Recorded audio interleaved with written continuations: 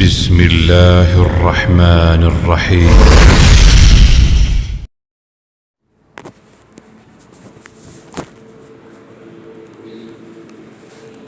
الحمد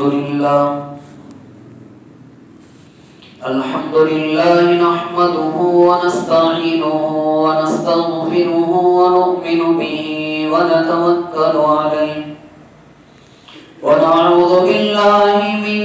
شرور أنفسنا ومن سيئات أعمالنا من يهده الله فلا مضل له ومن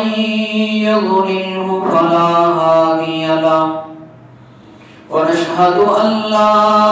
إله إلا الله وحده لا شريك له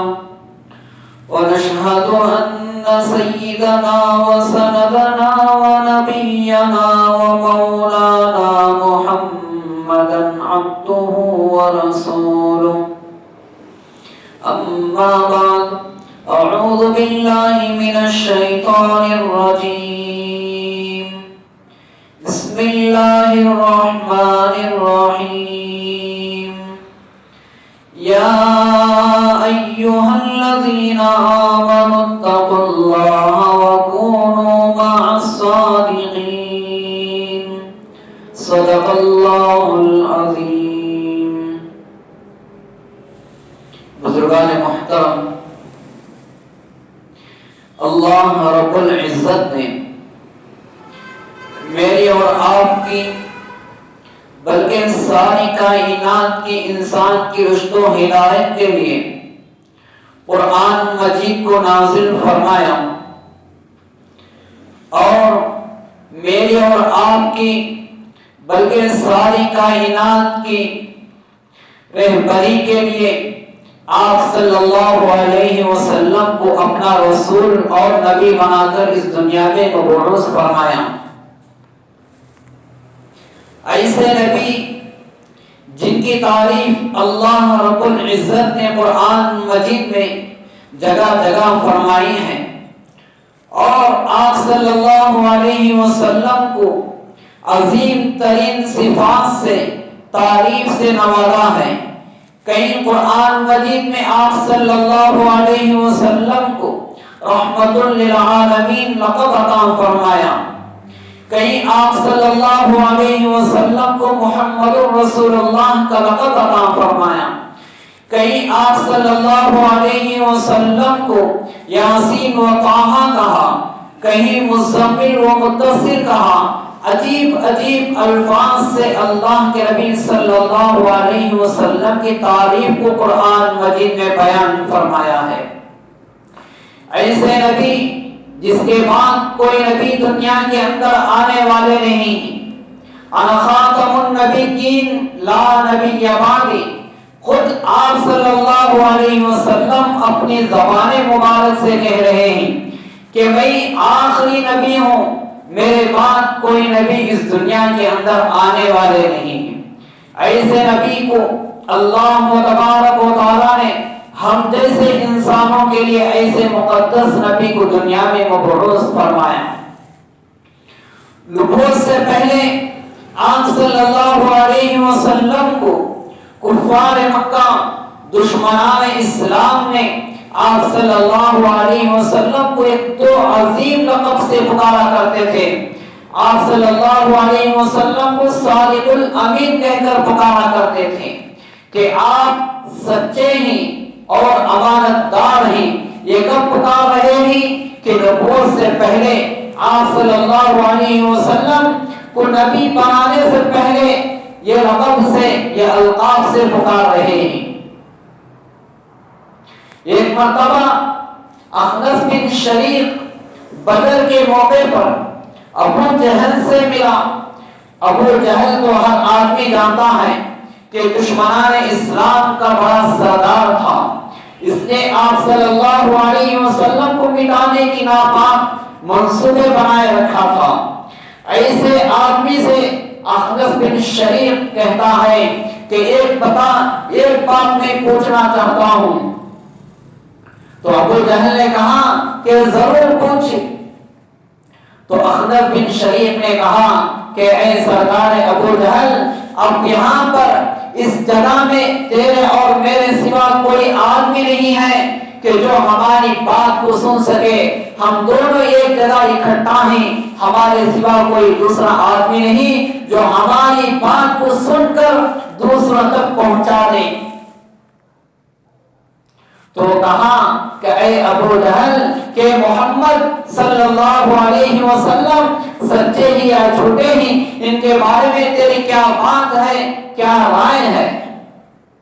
تو ابو جہل کہنے لگا کہ خدا کی قسم، محمد صلی اللہ علیہ وسلم سچے نبی ہیں، کبھی جھوٹے نہیں، کبھی جھوٹ بات بولتے ہوئے ہم نے نہیں سنا، آپ صلی اللہ علیہ وسلم سچے ہیں۔ کون کہہ رہا ہے کہ دشمنان اسلام کا سردار ابو جہل، جس نے آپ صلی اللہ علیہ وسلم کو ناپاک کرنے کی منصوبے بنایا تھا، ختم کرنے کی منصوبے بنا کر رکھا تھا، ایسا آدمی آپ صلی اللہ علیہ وسلم کے بارے میں کہہ رہا ہے کہ خدا کی قسم آپ صلی اللہ علیہ وسلم سچے انسان ہیں؟ ہم نے کبھی آپ صلی اللہ علیہ وسلم کو جھوٹ بولتے ہوا کبھی ہم نے نہیں سنا ہے۔ حضرت عبداللہ بن عمر رضی اللہ تعالیٰ ایک مرتبہ آپ صلی اللہ علیہ وسلم سے دریافت کرتے ہیں، پوچھتے ہیں کہ سب سے بہترین آدمی کون ہے، سب سے بہترین شخص کون ہے؟ تو آپ صلی اللہ علیہ وسلم نے فرمایا کہ جس کی زبان سچی ہو اور جو آدمی محبوب القلب ہو، یہ دو باتیں آپ صلی اللہ علیہ وسلم نے فرمایا، ایک آدمی کی زبان سچی ہو اور دوسرا آدمی محبوب القلب ہو۔ تو حضرات صحابہ نے آپ صلی اللہ علیہ وسلم سے فرمایا، اے اللہ کے نبی، ہمیں تو ایک بات سمجھ میں آ گئی کہ آدمی کی زبان سچی ہونا، یہ بات تو ہم سمجھ گئے، لیکن دوسری بات آپ نے جو بتائی محبوب القلب، اس کا مطلب کیا ہے؟ آپ وضاحت کے ساتھ فرمائیے، آپ ہمیں سمجھائیے۔ تو آپ صلی اللہ علیہ وسلم نے فرمایا کہ محبوب القلب کا مطلب یہ ہے کہ آدمی کی زبان سچی کے ساتھ ساتھ آدمی کا دل بھی پاک ہونا ہے۔ آپ نے فرمایا محبوب القلب کا مطلب یہ ہے کہ آدمی کی زبان سچی ہونے کے ساتھ آدمی کا دل بھی پاک ہونا چاہیے، آدمی کے اندر کسی کے بارے میں کینہ نہ ہو، کپٹ نہ ہو، حسد نہ ہو، جلن نہ ہو، بغض نہ ہو، عناد نہ ہو، دشمنی نہ ہو۔ یہ دل کی بیماریوں سے آدمی جب پاک و صاف ہوتا ہے، اللہ کے نبی نے فرمایا یہ دو چیزیں ایسی ہیں کہ جب آدمی زبان کا سچا ہوتا ہے اور محبوب القلب یعنی آدمی کا دل پاک و صاف رہتا ہے۔ آپ صلی اللہ علیہ وسلم نے فرمایا کہ جیسے آدمی خوشبو لگا کر نہا دھو کر اپنے جسم کو معطر کرتا ہے، خوشبو سے معطر کرتا ہے، تو اسی طرح آدمی اپنی روحانی کو بھی، اپنے روح کو بھی پاک و صاف رکھے، اپنے روح کے اندر بھی خوشبو کو پیدا کرے۔ خوشبو کس طرح آتی ہے کہ جب آدمی اپنے معاملات میں، اپنے تجارتی میں، اپنے معاشرات میں، اپنے حقوق کے اندر جب آدمی سچ بولتا ہے تو اس کے روح کے اندر بھی ایک قسم کی خوشبو آنے لگتی ہے۔ اور جب آدمی اپنے معاملات کے اندر، اپنے معاشرات کے اندر، اپنے اخلاق کے اندر، اپنے کاروبار کے اندر جب آدمی جھوٹ بولتا ہے تو اس کے روح کے اندر بھی ایک قسم کی بدبو آنے لگتی ہے، جس کی بدبو سے فرشتے ایک پیر دور بھاگنے لگتے ہیں۔ ہم اور آپ اس بدبو کو محسوس نہیں کرتے، لیکن آج ہم دنیا میں دیکھتے ہیں کہ جب کوئی آدمی جھوٹ کا عادی ہوتا ہے، جھوٹ بولنے لگتا ہے، تو آدمی اس کے پاس جانے سے بیزار ہوتے ہیں اور کہتے ہیں کہ فلاں آدمی کے پاس مت جاؤ، جب بھی یہ زبان کی بات کرتا ہے تو اس کی زبان سے جھوٹ نکلتا ہے، جھوٹے وعدے کرتا ہے، اس آدمی کے اوپر بھروسہ نہ کرو۔ خود آدمی ہی اتنا انسان سے کراہت کرتا ہے، جھوٹ سے اتنا بیزار ہوتا ہوتا ہے تو کہیں فرشتوں کا مقام کہاں ہے کہ فرشتے اللہ کے محبوب ترین انسان ہیں، اللہ نے انہیں نور سے پیدا کیا ہے، تو ایسے روح سے بنائے ہوئے نور سے پیدا کیے ہوئے فرشتے کہاں سے انسان کے پاس آئیں گے؟ جب انسان جھوٹ بولنے لگتا ہے، سراسر آدمی جب زبان بولتا ہے تو جھوٹ بولتا ہے، تو فرشتے ہرگز ایسے آدمی کے پاس نہیں آتے، اور ایسے آدمی کے روح سے بدبو نکلتی ہے۔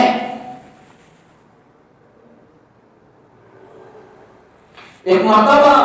آپ صلی اللہ علیہ وسلم کی خدمت میں ایک آدمی آیا اور کہنے لگا، اے اللہ کے نبی صلی اللہ علیہ وسلم، میرے اندر 4 عادتیں، بری عادتیں ایسی پھنسی ہوئی ہیں کہ جس سے میرا چھٹکارا پانا، جسے ان خصلتوں سے چھٹکارا پانا میرے لیے مشکل ہے۔ یہ میرے اندر بدکاری ہے، بدکاری کرتا ہوں، دوسرا یہ کہ میں شراب پیتا ہوں، تیسری چیز میرے اندر یہ ہے کہ چوری کی عادت ہے، اور چوتھی چیز میرے اندر یہ ہے کہ جب بھی میں بات کرتا ہوں، کہتا ہوں، کسی سے بول چال کرتا ہوں تو میرے اندر جھوٹ نکلتی ہے۔ یہ 4 خصلتیں میرے اندر ایسی ہیں کہ اگر میں کسی چیز کو چھوڑتا ہوں، اگر میں کوئی برائی کو چھوڑتا ہوں، کوئی بری عادت کو چھوڑتا ہوں، تو دوسرے چیزیں میرے سے نکلنا بہت مشکل ہو جاتا ہے۔ تو آپ صلی اللہ علیہ وسلم نے اس آدمی سے کہا کہ بدکاری کے بارے میں نہیں کہا، چوری کے بارے میں نہیں کہا، اور شراب نوشی کے بارے میں نہیں کہا، صرف یہ چیز کا حکم دیا کہ تم آج سے جھوٹ بولنا چھوڑ دو اور پکا ارادہ کرو، وعدہ کرو کہ میں کبھی بھی جھوٹ نہیں بولوں گا۔ تو اس آدمی نے آپ صلی اللہ علیہ وسلم کے سامنے کھڑے ہو کر وعدہ کیا اور گھر چلا گیا۔ جیسے ہی رات قریب ہوئی، رات گزر رہی ہے، تو اس آدمی کے دل کے اندر کئی طرح کے نفسانی خواہشات آ رہے ہیں، جذبات پیدا ہو رہے ہیں۔ رات جیسے ہی بڑھتی جا رہی ہے تو آدمی کے اندر جوش پیدا ہو رہا ہے کہ رات کا وقت آ رہا ہے، میں شراب پی لوں، شراب نوشی کر لوں۔ یہ دل کے اندر اس آدمی کے باتیں آ رہی ہیں، اور تھوڑی رات گزر رہی ہے تو دل کے اندر ارادہ ہو رہا ہے کہ میں بدکاری بھی کر لوں، زنا بھی کر لوں۔ پھر تھوڑی دیر رات گزر رہی ہے تو آدمی کے اندر پھر چوری کا ارادہ پیدا ہو رہا ہے کہ آدمی سناٹا چھایا ہوا ہے، کوئی آدمی نظر نہیں آ رہا ہے، اندھیری رات ہے، میں چوری کر لوں۔ لیکن دل کے اندر یہ سوچ رہا ہے کہ جب میں صبح ہوگی اور میں آپ صلی اللہ علیہ وسلم کی خدمت میں حاضر ہوں گا، اور آپ صلی اللہ علیہ وسلم مجھ سے سوال کریں گے، کیا تم نے بدکاری کی تھی، کیا تم نے چوری کی تھی؟ اگر میں اس وقت میں آپ صلی اللہ علیہ وسلم کے سامنے کہہ دیا کہ ہاں یا رسول اللہ، میں نے رات کے وقت میں بدکاری کی تھی، تو آپ صلی اللہ علیہ وسلم مجھے سزا دیں گے، حد جاری کر دیں گے۔ اگر میں آپ صلی اللہ علیہ وسلم کے پاس کہا کہ کل رات میں نے چوری کی تھی، تو اس کی سزا یہ ہوگی کہ آپ صلی اللہ علیہ وسلم میرے دونوں ہاتھ کاٹ دیں گے۔ یہ دل کے اندر یہ خوف پیدا کر رہا ہے، دل کے اندر یہ ڈر آ رہا ہے، تو رات کے وقت میں بدکاری بھی نہیں کی اور چوری بھی نہیں کی۔ اور شراب نوشی کا وقت آیا اور شراب نوشی کا ارادہ کیا، تو اس کے اندر دل کے اندر یہ بات کھٹ رہی ہے کہ صبح کو میں آپ صلی اللہ علیہ وسلم کی خدمت میں حاضر ہونا ہے، اور آپ صلی اللہ علیہ وسلم مجھے کہیں گے کہ کل رات تم نے شراب پی تھی، اور اس کی سزا بھی دی جائے گی۔ تو آدمی نے شراب نوشی سے بھی بچ گیا، بدکاری سے بھی بچ گیا، چوری سے بھی بچ گیا، اور جب صبح ہوئی تو دوڑتے ہوئے خوشی خوشی آپ صلی اللہ علیہ وسلم کے دربار میں حاضر ہوا، اور آپ صلی اللہ علیہ وسلم سے کہنے لگا، قربان جائے آپ صلی اللہ علیہ وسلم پر، آپ نے صرف مجھے یہ چیز چھوڑنے کا ارادہ کیا تھا، ایک وعدہ کیا تھا کہ تم کبھی بھی جھوٹ نہیں بولا۔ اے اللہ کے رسول، میں جھوٹ کی وجہ سے 3 خصلتیں، 3 عادتیں میری چھوٹ گئی۔ کل رات میں نے بدکاری بھی نہیں کی، چوری بھی نہیں کی، شراب نوشی بھی نہیں کی۔ یہ سچ کے بل بوتے پر آدمی کے اندر سے تین چیزیں برائیاں ختم ہوتی جا رہی ہیں۔ لہذا آدمی کے اندر جب یہ سچائی کا ارادہ آتا ہے، جب آدمی کی زبان سچی ہو جاتی ہے تو ہر کام کرنا انسان کے لیے، آدمی کے لیے آسان اور سہل ترین ہو جاتا ہے۔ جب آدمی کے اندر یہ ارادہ ہی پیدا نہیں ہوتا سچائی کا، اور آدمی سچ بولنے کو مذاق اور معمولی چیز سمجھتا ہے اور جھوٹ بولنے کا عادی ہو جاتا ہے، تو ایک وقت ایسا آئے گا کہ آدمی جھوٹ بولتے بولتے آدمی جھوٹی کا عادی بن جاتا ہے، اور یہاں تک کہ یہ جھوٹ آدمی کو جہنم تک پہنچا دیتا ہے۔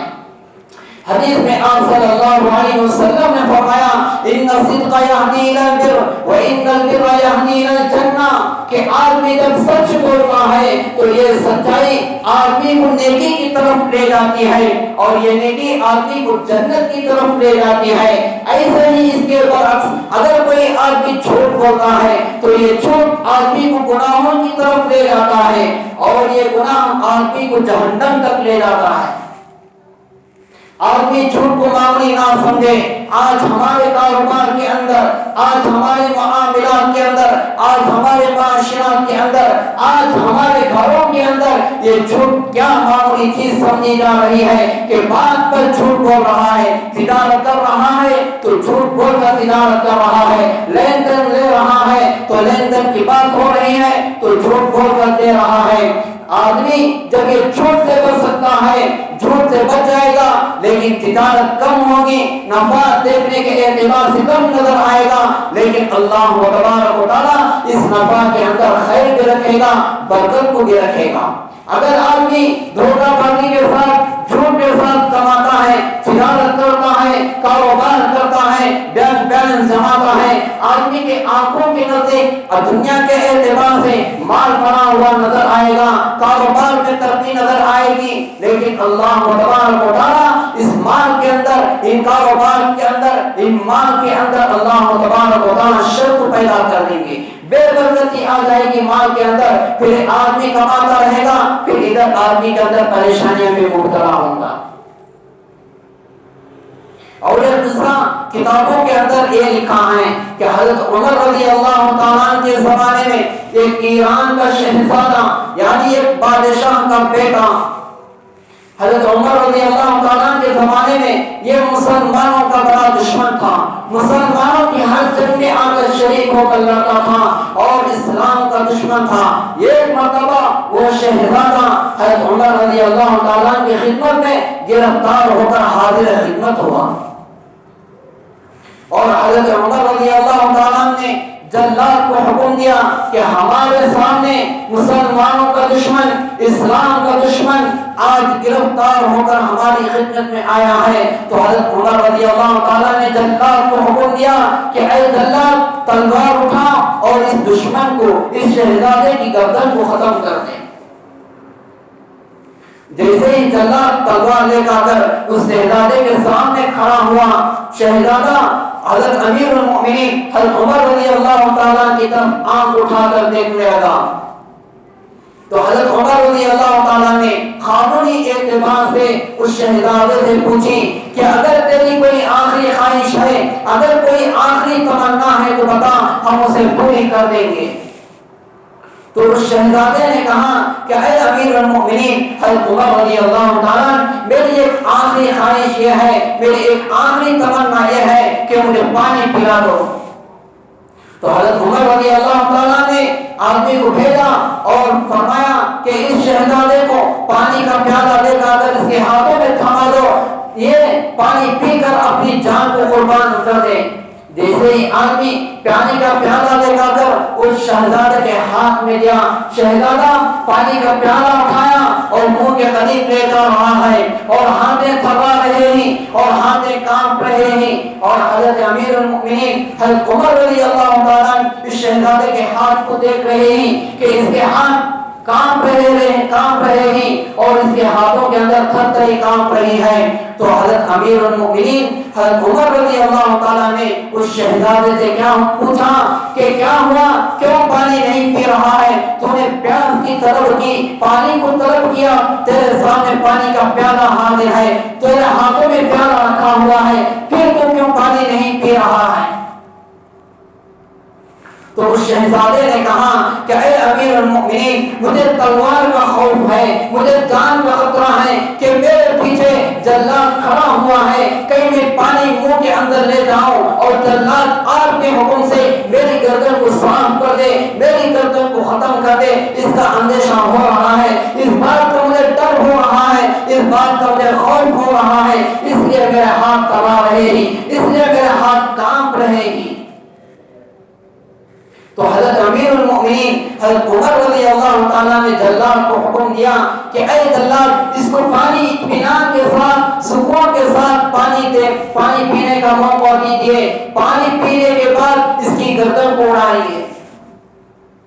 تو شہزادے نے اس کے دل کے اندر ایک چالاکی, ایک ہوشیاری آئی. اس شہزادہ نے عقل مندی سے ایک کام دیا کہ ہاتھوں کے اندر جو پیالہ رکھا ہوا تھا اس پیالے کو ہاتھوں سے چھوڑ دیا. جیسے ہی وہ پیالہ زمین کے نیچے گیا تو سارا پانی بہہ کر چلے گیا اور زمین اس پانی کو ضرب کر لی. اور شہزادہ یہ بھی کہنے لگا, اے امیر المؤمنین, آپ نے اس بات کا وعدہ کیا ہے کہ جب تک میں اطمینان کے ساتھ پانی نہیں پی سکتا اس وقت جلاد کو حکم دیا ہے کہ میری گردن کو ختم نہیں کرنا, مجھے قتل نہیں کرنا. حضرت امیر المؤمنین حضرت عمر رضی اللہ تعالیٰ حیران پریشان ہو گئے, اس شہزادے نے کیا عقل مندی کی, کیا ہوشیاری کی ہے. اور حضرت امیر المؤمنین رضی اللہ عنہ کے عقل کے اندر, زبان دل کے اندر یہ بات آ رہی ہے کہ اگر میں اس شہزادے کو قتل کر دوں گا تو میں وعدہ خلافی کروں گا. میں نے اس کو بات یہ دی تھی کہ جب تک یہ پانی نہیں پیے گا اس وقت تک میں اس کو ختم نہیں کروں گا, اگر میں ختم کر دیا تو وعدہ خلافی ہوگی. اگر میں اس شہزادے کو قتل نہیں کرتا تو یہ دشمن اسلام ہے, مسلمانوں کا دشمن ہے اور اسلام کا بھی دشمن ہے. یہ بات حضرت امیر المؤمنین حضرت عمر رضی اللہ تعالیٰ کے دل کے اندر آ رہی ہے. جب ایسی بات شہزادے کے بارے میں لوگوں کے اندر دل مچ گئی اور لوگوں کے بارے میں لوگوں کے پاس یہ بات شمار ہو گئی اور شور مچ گیا کہ یہ شہزادہ امیر المؤمنین کے پاس سے بچ گیا ہے, تو اس وقت میں شہزادے نے حضرت امیر المؤمنین حضرت عمر رضی اللہ تعالیٰ کے پاس اور لوگوں کے بھرے مجمع میں کہنے لگا کہ اے امیر المؤمنین, اگر میں اس جلاد کے حکم سے, جلاد کے تلوار کے ڈر سے میں اس وقت ایمان کو قبول کر لیتا تو لوگ یہ کہتے کہ شہزادے نے تلوار کے ڈر سے, جلاد کے حکم کے ڈر سے اسلام کو قبول کر لیا ہے, کلمہ پڑھ لیا ہے. اس لیے میں نے یہ تجویز اختیار کی ہے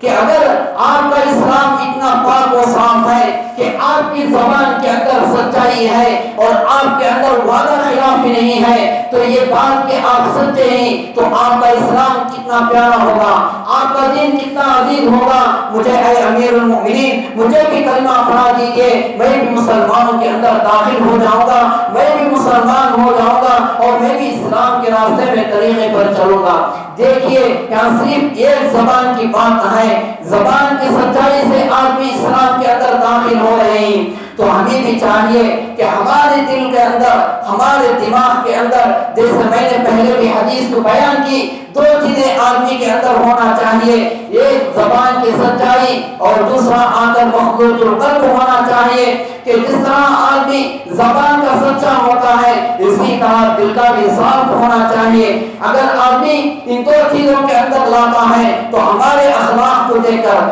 ہمارے کردار کو دیکھ کر ہمارے دشمنان اسلام جو ہمارے اسلام کے پیچھے پڑے ہوئے ہیں، جو قرآن و حدیث کے پیچھے پڑے ہوئے ہیں، اسلام کو ختم کرنے کی سازشیں کر رہے ہیں، اگر یہ دو چیزوں کو دیکھیں گے، آدمی جس طرح حضرات صحابہ کے دور میں اسلام کے اندر داخل ہوتے تھے، وہ وقت بھی آئے گا جب آدمی زبان کا سچا ہوگا اور دل کا صاف ہوگا، تو وقت آج بھی آئے گا، اللہ کرے گا کہ غیر جو اسلام کے دشمن ہیں، اسلام کو پریشان کر رہے ہیں، مسلمانوں کو پریشان کر رہے ہیں، اگر آدمی ان دو اخلاق کو پیدا کرے گا تو وہ آدمی بھی اسلام کے اندر آئیں گے۔ تو ہمیں چاہیے کہ جب بھی آدمی کہتا ہے، زبان کھوتا ہے، تو دل کے اندر سے سچی بات کہنے لگے، کاروبار کے اندر سچائی کو پیدا کرے، معاملات کے اندر سچائی کو پیدا کرے، گھر کے اندر باتوں کو سچائی کو پیدا کرے، معاملات کے اندر، معاشرات کے اندر سچائی کو پیدا کرے۔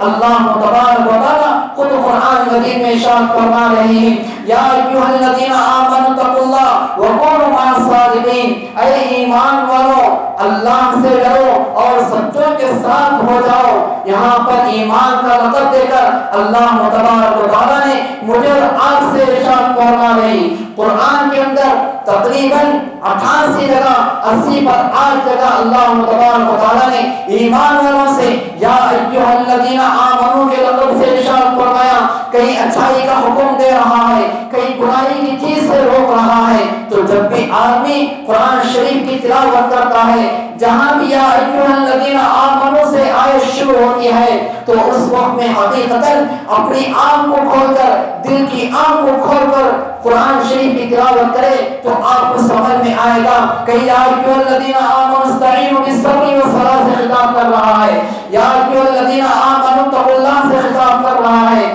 کہیں اچھائی کا حکم دے رہا ہے، کہیں اللہ تبارک و تعالیٰ برائی سے روکنے کا بھی حکم دے رہا ہے۔ تو ہمیں جب بھی قرآن شریف کی تلاوت کریں تو دل اور آنکھ کو قرآن شریف کے اوپر رکھ کر اور دل کی سچائی کے ساتھ قرآن شریف کی تلاوت کرے۔ اگر آدمی سچائی کے ساتھ تلاوت کرتا ہے تو ضرور قرآن شریف کا علم اس آدمی کے اندر آتا ہے اور آدمی کا دل بدل جاتا ہے، اور آدمی کا دل جو سیاہ ہوا ہے، جو کالا ہوا ہے، وہ رنگ اللہ تبارک و تعالیٰ قرآن کی برکت سے نور علی نور کر دیں گے۔ تو اللہ تبارک و تعالیٰ سے دعا کرے کہ اللہ تبارک و تعالیٰ ہمیں سچائی کے ساتھ، امانت داری کے ساتھ بات کہنے اور معاملات اور تجارت کے اندر سچائی کو لانے کی ہمیں توفیق عطا فرمائے۔ آمین وآخر دعوانا الحمدللہ رب العالمین۔ جو حضرات سنتوں سے فارغ نہیں ہوئے وہ سنتوں سے فارغ ہو جائیں۔